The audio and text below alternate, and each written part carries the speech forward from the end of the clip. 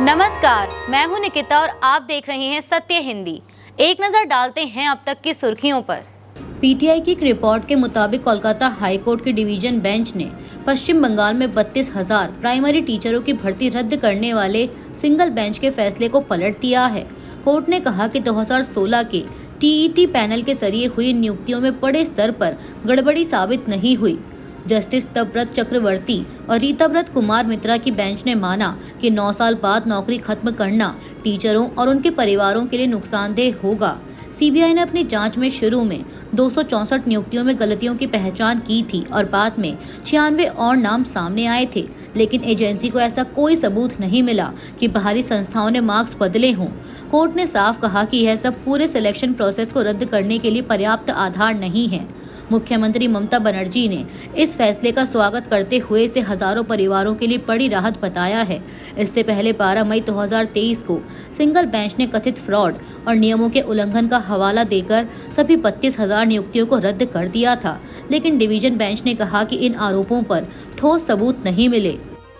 दिल्ली नगर निगम उपचुनावों में बीजेपी ने 12 में से 7 सीटें जीतकर बढ़त बनाई, लेकिन अपनी 2 पुरानी सीटें नारायणा और संगम विहार एक गंवा दी। 30 नवंबर को हुई वोटिंग की गिनती बुधवार 3 दिसंबर को हुई। आम आदमी पार्टी ने 3 वार्ड मुंडका, दक्षिणपुरी और नारायणा जीते, जबकि कांग्रेस ने संगम विहार ए सीट बीजेपी से बड़ी बढ़त के साथ छीन ली। वहीं चांदनी महल ward all India forward block ने जीता। बीजेपी ने शालीमार बाग B, Ashok Vihar, Dwarka B, दिचाऊ Kalan, crater Kailash समेत कई वार्डों पर मजबूत जीत दर्ज की। द्वारका बी में बीजेपी की मनीषा रानी ने आम आदमी पार्टी की राजपाला को 9,100 वोटों से हराया। उपचुनाव में वोटिंग सिर्फ 38.51% रही, जो 2022 के 50% से काफी कम है। नतीजों के बाद बीजेपी एमसीडी में 122 सीटों पर पहुंची, लेकिन बहुमत 126 से अभी भी दूर है। केजरीवाल ने कहा कि दिल्ली का विश्वास तेजी से आम आदमी पार्टी की ओर लौट रहा है। आम आदमी पार्टी नेता सौरभ भारद्वाज ने दावा किया कि भाजपा बेईमानी के बावजूद 9 से 7 पर आ गई। यह उनके गिरते जन समर्थन का संकेत है। कर्नाटक में मुख्यमंत्री पद को लेकर चल रही खींचतान के बीच डिप्टी सीएम डीके शिवकुमार और सीएम सिद्धरमैया के बयानों ने राजनीतिक हलचल बढ़ा दी है।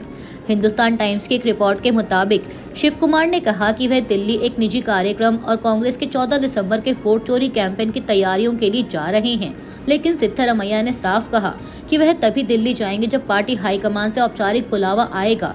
दोनों नेताओं के यह बयान सरकार के 2.5 साल पूरे होने के समय आए हैं, जब सत्ता साझेदारी को लेकर पार्टी में चर्चा तेज है। हालांकि हाल ही में दोनों ने बेंगलुरु में 2 नाश्ते की मीटिंग कर दोस्ती का संदेश भी दिया। डीके शिव कुमार ने कहा कि दिल्ली दौरे का कोई राजनीतिक मतलब नहीं है और वह एक शादी में शामिल होंगे। उन्होंने यह भी बताया कि कैंपेन इवेंट के लिए हर जिले से 300 कार्यकर्ताओं को लाने की तैयारी हो रही है। वहीं सिद्धरमैया मंगलुरु में कार्यक्रम में शामिल हुए, जहां कांग्रेस महासचिव केसी वेणुगोपाल मौजूद थे। उन्होंने कहा कि दिल्ली मीटिंग का कोई भी निर्देश हाईकमान वेणुगोपाल के माध्यम से देंगे। रूस के राष्ट्रपति व्लादिमीर पुतिन 4 दिसंबर से भारत की यात्रा पर आ रहे हैं, जो यूक्रेन युद्ध के बाद उनकी पहली द्विपक्षीय भारत यात्रा है। यह दौरा ऐसे समय हो रहा है जब वैश्विक तनाव बढ़े हुए हैं और भारत पर अमेरिकी राष्ट्रपति डोनाल्ड ट्रंप का दबाव भी ज्यादा है। अमेरिका चाहता है कि भारत रूसी तेल खरीद कम करे और अमेरिकी रक्षा व व्यापारिक उत्पादों को अधिक जगह दे। वहीं भारत अपनी ऊर्जा और रक्षा जरूरतों के कारण रूस से दूरी नहीं बना सकता। रूस वर्तमान में भारत के 30 से 35% क्रूड तेल का बड़ा स्रोत है और भारतीय सेना के 60 से 70% उपकरण रूसी मूल के हैं। इस यात्रा में दोनों देशों के बीच लंबी अवधि के तेल समझौते, नई भुगतान व्यवस्था जैसे दिरहम या SPFS, रुपे लिंक, रक्षा डिलीवरी का कैलेंडर और तकनीकी अपग्रेड पर वार्ता होने की उम्मीद है। विशेषज्ञों का मानना है कि सबसे संभावित नतीजा मौजूदा संबंधों की सुरक्षित मजबूती होगी, जबकि अधिक महत्वाकांक्षी विकल्प संयुक्त उत्पादन और बड़े ऊर्जा निवेश को बढ़ावा दे सकते हैं। यह दौरा भारत के लिए अपनी रणनीतिक स्वायत्तता और अमेरिका रूस संतुलन को संभालने की अहम परीक्षा माना जा रहा है। उसके राष्ट्रपति व्लादिमीर पुतिन की भारत यात्रा से ठीक पहले एक बड़ा कूटनीतिक विवाद खड़ा हो गया है। यूके, फ्रांस और जर्मनी के राजनयिकों ने एक साथ मिलकर 1 दिसंबर को एक अखबार में लेख लिखा, जिसमें रूस यूक्रेन युद्ध के लिए रूस को दोषी ठहराया गया और राष्ट्रपति पुतिन पर मानव जीवन के प्रति पूरी तरह लापरवाह होने का आरोप लगाया गया। भारत के विदेश मंत्रालय ने इस लेख पर कड़ी प्रतिक्रिया दी है। विदेश मंत्रालय के वरिष्ठ अधिकारियों ने कहा कि यह बहुत असामान्य है। तीसरे देश के रिश्तों पर सार्वजनिक तौर पर सलाह देना स्वीकार्य नहीं है। हमने इस पर गंभीर नोट लिया है। पश्चिम बंगाल में जमीयत उलेमा ए हिंद के अध्यक्ष और टीएमसी मंत्री सिद्दीकुल्लाह चौधरी ने मंगलवार को चेतावनी भरे शब्दों में कहा कि अगर वक्फ संपत्तियां छीनी गईं तो मुसलमान चुप नहीं बैठेंगे। कोलकाता में प्रेस कॉन्फ्रेंस करते हुए उन्होंने कहा कि एसी के कमरे में बैठकर कुछ भी कहना आसान है, लेकिन कोई गांव में जाकर कहकर दिखाए कि वक्फ की संपत्तियां अब उनकी नहीं रहीं। यह फैसला मुसलमानों पर जबरदस्ती थोपा गया है। हम इसे सही नीयत से लिया गया कदम नहीं मानते। दरअसल केंद्र के वक्फ अमेंडमेंट एक्ट 2025 को महीनों तक लागू करने से इनकार करने के बाद टीएमसी सरकार ने पिछले हफ्ते आखिरकार इस कानून को मानते हुए राज्य की 82,000 वक्फ संपत्तियों का डेटा 5 दिसंबर तक केंद्र के पोर्टल पर अपलोड करने का निर्देश जारी किया है। मंत्री चौधरी ने कहा कि राज्य सरकार पहले कुछ और सोच रही थी, अब मुख्यमंत्री कुछ और सोच रही हैं।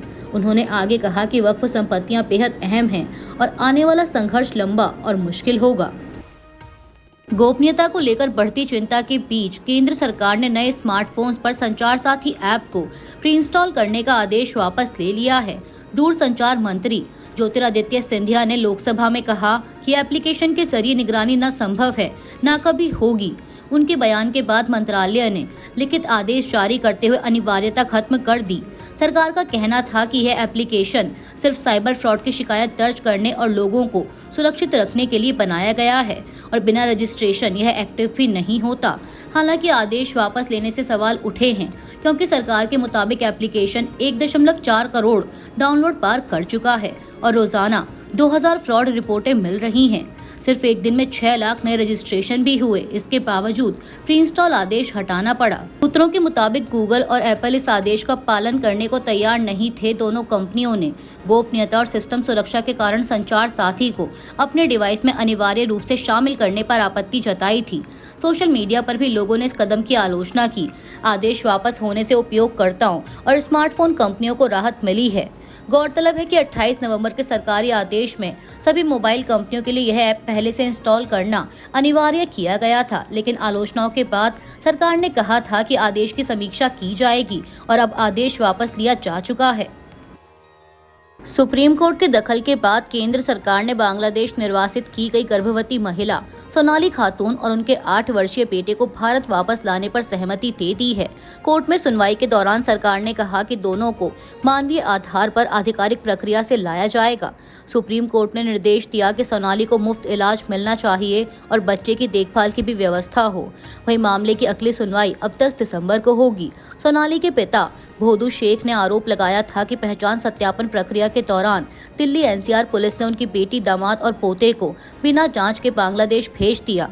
उन्होंने कहा कि उनका परिवार पश्चिम बंगाल का मूल निवासी है और सभी भारतीय नागरिक हैं। कोलकाता हाई कोर्ट ने सितंबर में परिवार को वापस लाने का आदेश दिया था, लेकिन केंद्र ने दस्तावेज न होने की बात कही थी। दिल्ली एनसीआर में पिछले वर्षों में कई बंगाली बोलने वाले मुस्लिम परिवारों को जबरन घुसपैठिया बताकर निर्वासित किए जाने की घटनाएं हुई हैं।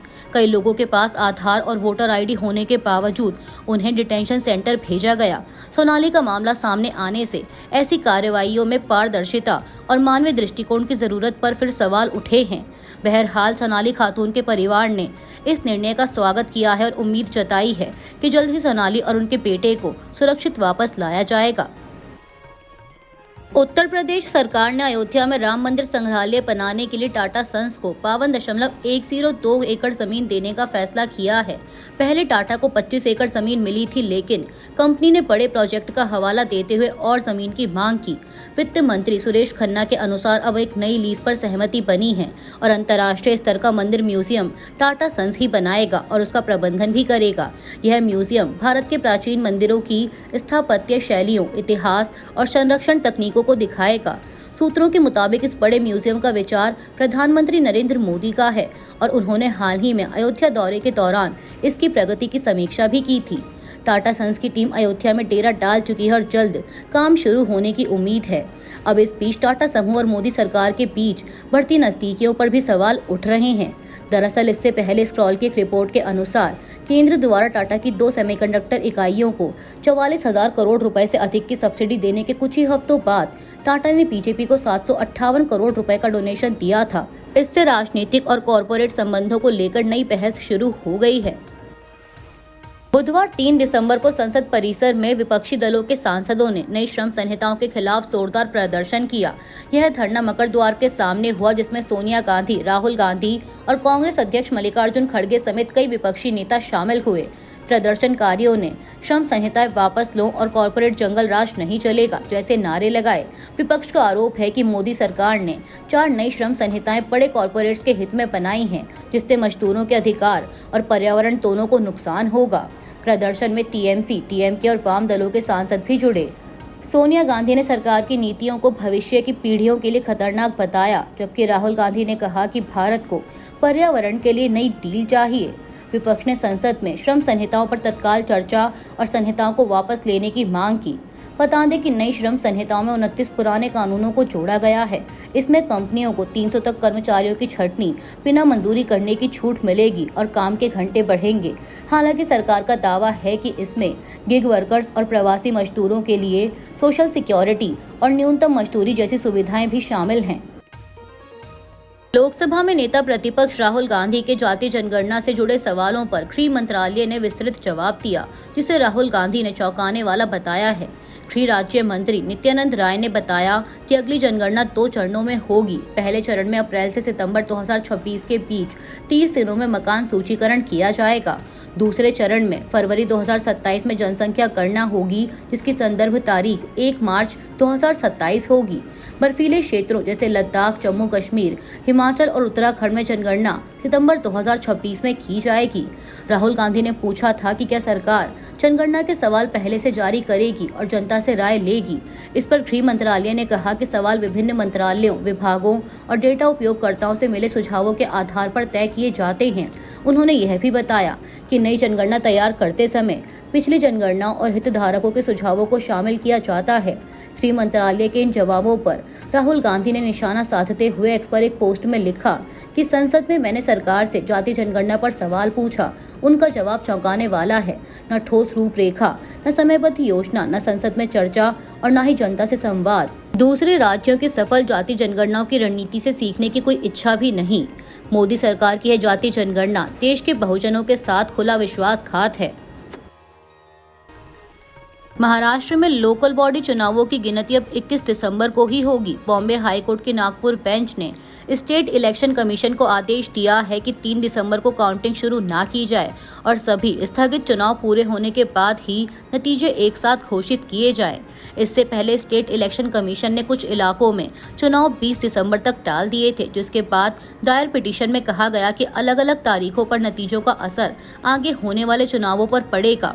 गिनती और चुनाव तारीखों में आखिरी समय पर बदलाव से राजनीतिक दलों ने नाराजगी जताई है।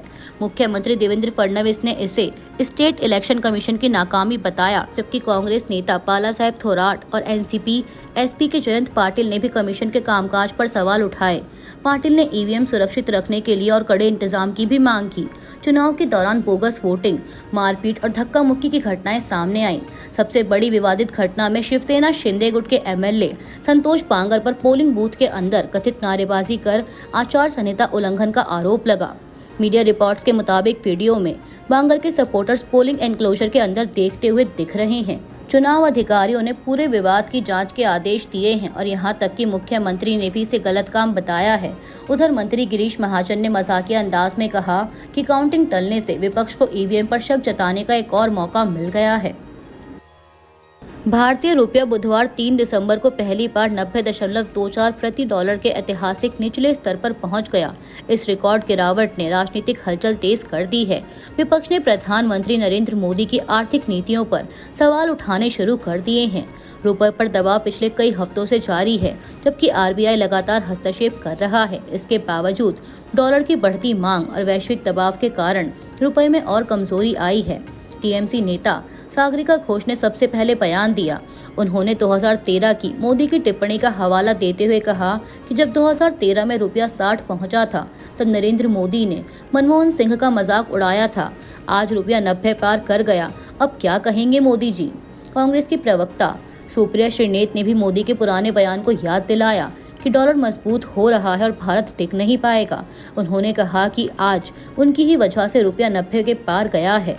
कांग्रेस के आधिकारिक एक्स हैंडल ने सवाल उठाया कि रुपया गिर क्यों रहा है, प्रधानमंत्री मोदी जवाब दें। शिवसेना यूबीटी नेता आदित्य ठाकरे ने हमला बोलते हुए लिखा कि रुपया 90 पार पहुंच गया है, ये अन्य मुद्राओं के मुकाबले और भी खराब। वित्त मंत्री चुप क्यों हैं?